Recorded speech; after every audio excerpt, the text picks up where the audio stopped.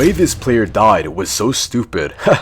I can't believe this actually happened. He just didn't deserve this. In today's video, I'm gonna be covering the most stupid deaths ever occurred in Squid Game. I will be speaking about 6 players ranging in both Seasons 1 and Seasons 2. These players died in the most stupid way and could have easily avoided it. This video is probably one of the funniest videos I've ever made on this channel. So before we get into this video, like and subscribe if you guys can't wait for the final Squid Game Season 3. I'm gonna be starting with the first 3 players from Season 2, starting off with the first kill in the season.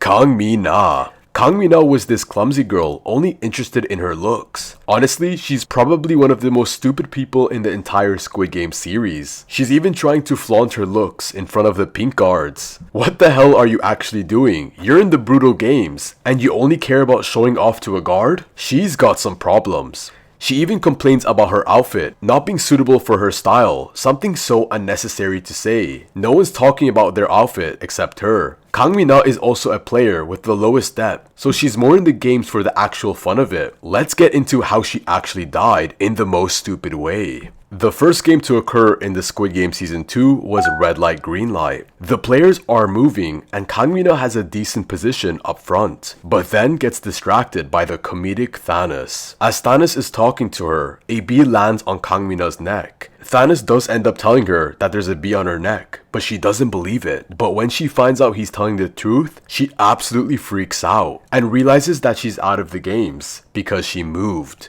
But little did she know she would get shot right in the middle of her face after this happened. Absolutely brutal to see and a waste of a human, honestly. I mean, she's not much of a human with that peanut brain of hers anyways. She died because a bee landed on her and that's why she moved. How crazy and stupid that really is. Let's move on to the second person on this list now that died in a stupid tragic way. The person after this will shock you even more. Moving on to Yong Mi now. She makes her first appearance in the games in episode 4 in the second game with Cho Ju. She also sticks with Gomja, Park Young-sik, and even Seon Neon. Ugh. But sadly, she passes away in episode 5 during the game Mingle. And it's actually so tragic to see. In the 4th round of Mingle, players are told to join a group of 6. As she's running to the safe door, she falls, and Ju tries to save her, but Lee Mi-young-gi, player 333, pushes Ju into the room because the timer is almost done, leaving Yong Mi left behind. This could have easily all been avoided. This is honestly such a stupid death to see, because she was with her team the entire time, and all of a sudden she was not. I feel like this could have been avoided if her team just had a little bit more care for her. I know it's not her fault, but this death was just dumb. Because she was almost at the door, guys, you don't understand. The show is so dark, they decide to show her crying in the middle of the door. In this scene, I honestly felt so bad for her. But what can I say, freak accidents do happen. Alright guys, now we go on to what you guys have been waiting for. I think this is the most funny stupid death in the entire season. I kept him for the last player in Season 2 since it's the one and only Thanus. I don't get anyone that doesn't really like Thanus though. Subscribe if you do like him though, I will like you even more.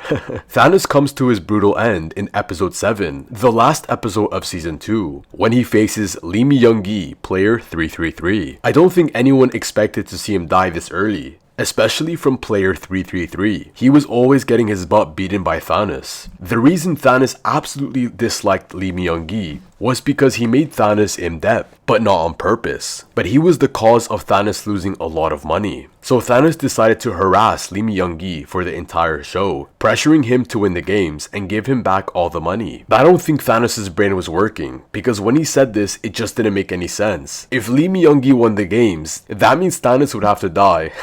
This guy wasn't thinking when he said that. Lee Mi-young-gi had enough towards the end though. When a battle occurred between the X and O team, Lee Mi-young-gi fought Thanus, but Thanus is obviously overpowering him, choking him on the ground. But then the most unexpected thing happens. Thanos' eyes go wide, but why? Player 333 stuck a fork up Thanos' neck. What the hell? Thanos died from this small fork, but in such a deadly area. I can respect Thanos for fighting clean though, like a real man. But man, if player 333 didn't have a fork, he would have been the one dead, and Thanos would still be in the games. How crazy is that to think? Alright guys, now we can move on to season 1 players. I guess we can put 2 of the players together for the first death. This death is so stupid, they both died at the same time.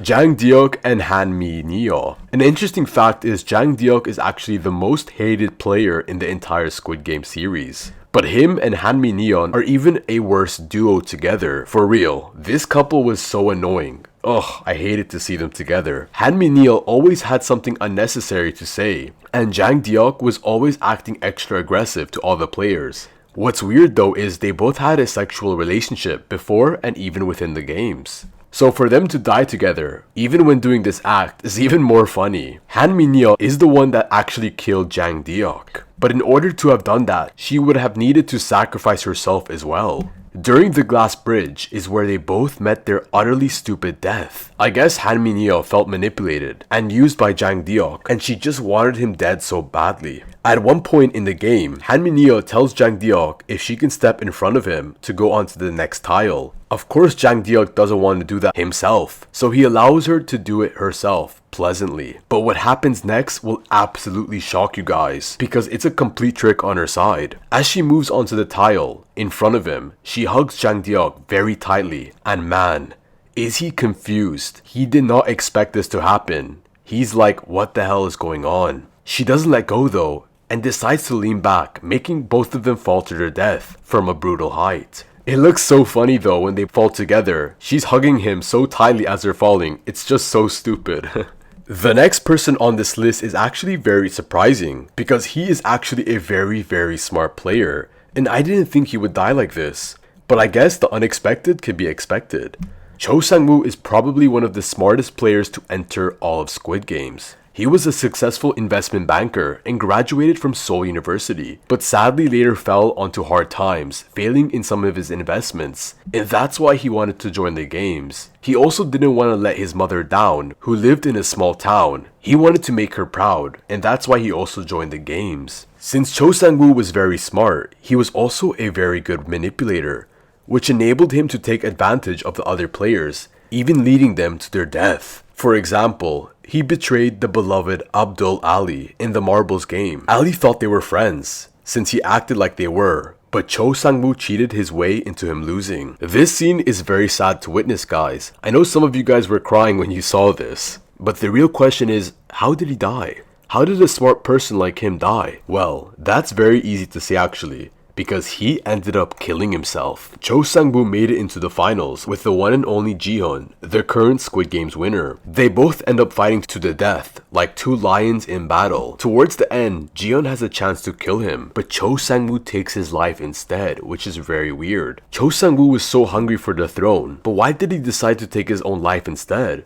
Why would he do that, especially when Gihun spared his life? I guess they both would have ended up dying if there wasn't one man standing. And Gihun was his childhood best friend, so it can make sense that Cho Sang Wu wanted to take accountability in his end for his actions. But we don't know for a fact that both of them would have died. They possibly would have been able to both split the money, since that can happen in season 2 now. Who knows if Cho Sang Wu didn't take his own life? He probably still could have been alive, which is crazy to think. Imagine he comes back in season 3, guys. I will freak out. What do you guys think of what I said in this video so far? Do you think my points are valid? Do you think these deaths are the most stupid out of all the players that died in the games? By the way, I'm going to be live streaming the countdown in a few months, so I can talk to you guys one-on-one. I really want to get to know you guys more. That's why I'm doing this. So make sure you turn on my notifications so you guys can be alerted when that happens. But that's about it for this video. I hope you guys enjoyed it, and if you did, make sure to leave a like. And I also have members. I also added members on the channel now, so feel free to join if you'd like. There's some great badges and really cute